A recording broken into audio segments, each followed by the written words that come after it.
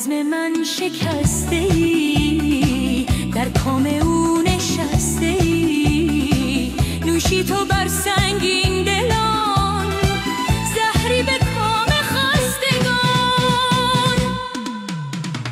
من همان اشک سرد آسمانم، نقش دردی به دیوار زمانم، بی سرانجام و بی نام و نشانم، چون غباری به جا از کاروانم، چون غباری به جا از کاروانم.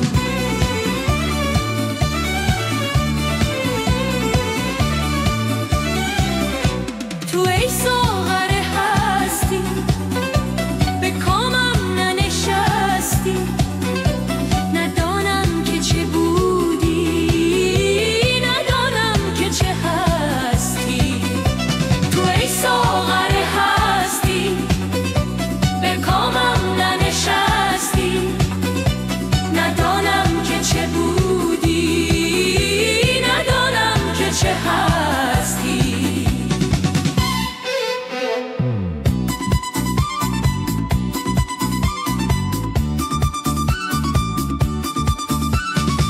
تنها ترین تنها منم، سرگشته و رسوا منم. ای فلک ای آسمان، تا کی ستم بر عاشقان.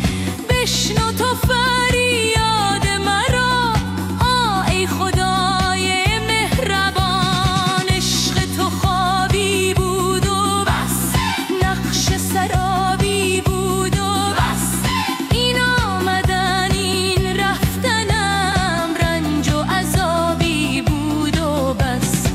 ای فلک بازی چرخ تو نازم، بیگمان آمدم تا که ببازم. ای دریغا که شد چشم سیاهی، قبلگاه من و روی نمازم. تو ای ساغر هستی، به کامم ننشستی، ندانم که چه بودی، ندانم که چه هستی.